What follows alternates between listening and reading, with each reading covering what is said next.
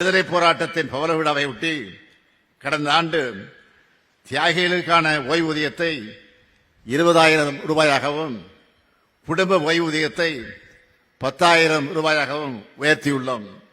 அதேபோல் விடுதலை போராட்ட வீரர்களின் வழித்தோன்றல்களுக்கும் தொடர்ந்து உதவிகளை செய்து வருகிறோம். முன்னாள் படைவீரர்கள் மற்றும் அவர்களை சார்ந்தோர்களுக்காக காக்கும் கரங்கள் திட்டத்தினை அறிவித்திருந்தேன். இந்த திட்டத்தினை வரும் 19ஆம் நாள் துவக்கி வைக்க உள்ளேன். அந்த திட்டத்தின் கீழ் முன்னாள் படைவீரர்கள் மாவட்ட குழுவால் தேர்வு செய்யப்பட்டு இந்த படைவீரர்கள் விண்ணப்பங்கள் பெறப்பட்டு 848 அனுமதிக்கப்பட்ட விண்ணப்பங்கள் வங்கிக்கு அனுப்பப்பட்டது. இதில் 348 விண்ணப்பங்கள் இறுதியாக தேர்வு செய்யப்பட்டு அனைவருக்கும் தொழில் முனைவோர்களுக்கான பயிற்சி வழங்கப்பட்டது. தொழில் முனைவோர் பயிற்சி பெற்ற முன்னாள் படைவீரர்களுக்கு வழங்கப்படும் கடன் தொகையில் 30 விழுக்காடு மானியம் அரசால் வழங்கப்பட உள்ளது என்பதை தெரிவித்துக் கொள்கிறேன். 1967ஆம் ஆண்டு தமிழ்நாட்டில் திராவிட முன்னேற்றக் கழக ஆட்சி அமைவதற்கு முன்பு சென்னையில் காந்தி மண்டபம், கன்னியாகுமரியில் காந்தி நினைவு மண்டபம், ஒட்டப்பிடாரத்தில் வ.உ.சி. அவர்களது இல்லம் என விடுதலை போராட்ட வீரர்களுக்காக தமிழ்நாட்டில் 3 நினைவு மண்டபங்கள் தான் இருந்தன. திராவிட முன்னேற்றக் கழக அரசு தியாகிகளையும் தியாகத்தையும் போற்றும் அரசு என்பதால் தான் நமது கழக ஆட்சி காலங்களில் இத்தனை நினைவு சின்னங்கள் அமைக்கப்பட்டன. தமிழ்நாட்டின் தலைமகனான பேரறிஞர் அண்ணா அவர்கள் விடுதலை நாளை பற்றி சொல்லும்போது 1947 ஆகஸ்ட் 15ஆம் நாள் நாம் ஆங்கிலேயரின் கணக்கை தீர்த்த நாள். அதன்பின் ஒவ்வொரு ஆண்டிலும் வரும் சுதந்திர திருநாள் நாட்டிற்காகவும் நம் நாட்டு மக்களுக்காகவும் நாம் ஆற்றியுள்ள பணிகளை கணக்கு பார்க்கும் நாள் என்றார். அந்த வகையில் நமது திராவிட மாடல் ஆட்சி அமைந்த இந்த 4 ஆண்டு காலத்தில் நிறைவேற்றியுள்ள திட்டங்களை நினைத்து நான் மகிழ்ச்சி அடைகிறேன். கடந்த கால தியாகிகளை போற்றும் அதே வேளையில் இன்றைய மக்களையும் வருங்கால தமிழ்நாட்டை வளர்த்தெடுக்கும் அரசாக திராவிட முன்னேற்றக் கழக அரசு செயல்பட்டு வருகிறது என்பதை நீங்கள் அனைவரும் அறிவீர்கள். 14 ஆண்டுகளுக்கு பிறகு நமது திராவிட மாடல் ஆட்சியில் தமிழ்நாட்டின் பொருளாதார வளர்ச்சி 11.19 விழுக்காடாக அதிகரித்து மாபெரும் உச்சத்தை தொட்டிருக்கிறது. இந்த ஆண்டு தொடக்கத்தில் தமிழ்நாடு நிதிநிலை அறிக்கை தாக்கல் செய்த போது சொல்லியிருந்த 9.69 விழுக்காட்டை விட இது கிட்டத்தட்ட 1.5 விழுக்காடு அதிகம். இந்தியாவிலேயே மிக விரைவாக வளர்ந்து வரும் பொருளாதாரமாக திகழ்கிறது தமிழ்நாடு. இது எந்த பெரிய மாநிலமும் பெற்றிராத மாபெரும் வளர்ச்சி. ஏன், நாட்டினுடைய வளர்ச்சியே 6.5 விழுக்காடு தான். ஆனால் தமிழ்நாடு 11.19 விழுக்காடு வளர்ச்சி அடைந்துள்ளது. எங்களை நம்பி ஆட்சியை ஒப்படைத்த தமிழ்நாட்டு மக்களுக்கு கிடைத்த மாபெரும் வெற்றி இது. சில முக்கியமான புள்ளி விவரங்களை இங்கே பதிவு செய்ய விரும்புகிறேன். நிதி ஆயோக் வெளியிட்ட நிலையான வளர்ச்சி இலக்குகளான குறியீட்டில் தமிழ்நாடு 788 புள்ளிகளுடன் இந்தியாவில் 2வது இடத்தில் இருக்கிறது. சமூக முன்னேற்ற குறியீடுகளில் பெரிய மாநிலங்களோடு ஒப்பிடுகையில் தமிழ்நாடு 63.33 புள்ளிகள் பெற்று தேசிய அளவில் முதலிடத்தில் உள்ளது.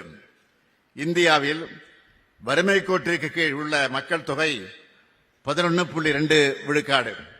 ஆனால் தமிழ்நாட்டில் 1.43 விழுக்காடு மக்கள் தான் வறுமை கோட்டிற்கு கீழே இருக்கிறார்கள். அவர்களது வாழ்க்கை தரத்தையும் உயர்த்திடும் பணியில் நமது திராவிட மாடல் அரசு தொடர்ந்து ஈடுபட்டு வருகிறது.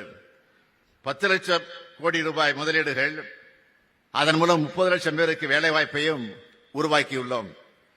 பெண் தொழிலாளர் பங்கேற்பு விகிதம் 47 விழுக்காடு. ஸ்டார்ட் அப் தரவரிசை பட்டியலில் 2018 கடைசி இடத்தில் இருந்தது. முதலிடத்திற்கு முன்னேறி இப்போது பெஸ்ட் பெர்ஃபார்மர் ஏற்றுமதி தயார் நிலையில் குறியீட்டில் இந்திய நாட்டிலேயே 80.89 புள்ளிகளுடன் முதலிடம். மின்னணு சாதனங்கள் ஏற்றுமதியில் தேசிய அளவில் 37 விழுக்காடு பெற்று நாட்டிலேயே முதன்மை மாநிலம். ஜவுளி மற்றும் தோல் பொருட்கள் ஏற்றுமதியில் முதன்மையான மாநிலம். ஒட்டுமொத்த நாட்டின் காலணி உற்பத்தியில் தமிழ்நாட்டின் பங்கு 38 விழுக்காடு. 2024ஆம் ஆண்டிற்கான இந்திய விளையாட்டு விருதுகளில் விளையாட்டுகளை ஊக்குவிக்கும் சிறந்த மாநிலம் நமது தமிழ்நாடு. மாற்றுத்திறனாளிகளுக்காக சிறப்பாக சேவை புரிந்ததற்கு முதல் மாநிலமாக விருது. மகப்பேறு சிக்கல்கள் உள்ள கர்ப்பிணி தாய்மார்களை கண்டறிந்து சிகிச்சை வழங்குவதில் தேசிய அளவில் தமிழ்நாடு முதலிடம். காசநோயை ஒழிக்க தமிழ்நாடு எடுத்து வரும் முயற்சிகளை பாராட்டி தமிழ்நாட்டில் 9 மாவட்டங்களுக்கு விருதுகள். காகிதமில்லா சட்டமன்ற திட்டத்தினை மிக சிறப்பாகவும் விரைவாகவும் செயல்படுத்தியமைக்காக ஒன்றிய நாடாளுமன்ற விவகாரத்துறை அமைச்சகம் விருது. உணவு பதப்படுத்தும் குறு சிறு நிறுவனங்களின் சிறந்த செயல்திறனுக்காக விருது. மாநில கூட்டுறவு வங்கியின் சிறந்த சேவைக்கான விருது. மக்களை தேடி மருத்துவம் இந்த திட்டத்துக்கு ஐநா சபையிலேயே விருது. இப்படி பல்வேறு விருதுகளை பெற்று சிறப்பான மாநிலமாக, உன்னதமான மாநிலமாக தமிழ்நாடு இருக்கிறது. சமூக நீதி, சமத்துவம், சுயமரியாதை, மொழிப்பற்று, இன உரிமை, மாநில சுயாட்சி ஆகிய கருத்தியல்கள் அடித்தளத்தில் நிற்கும் ஆட்சிதான் திராவிட மாடல் ஆட்சி. தொழில் வளர்ச்சி, சமூக மாற்றம், கல்வி மேம்பாடு ஆகிய அனைத்தும் ஒரே நேரத்தில் நடக்க வேண்டும்.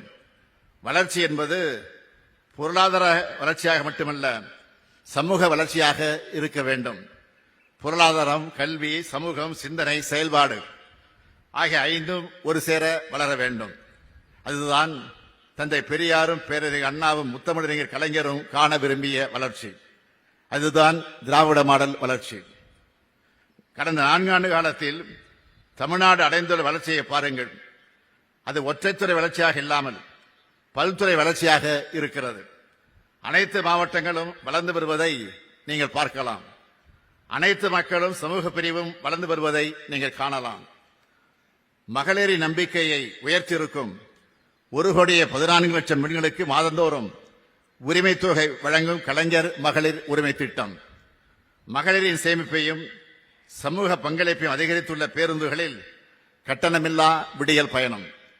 மாணவர்களிடையே கல்வி புரட்சியை உருவாக்கியுள்ள திட்டங்கள் புதுமை பெண், தமிழ் புதல்வன், நான் முதல்வன்.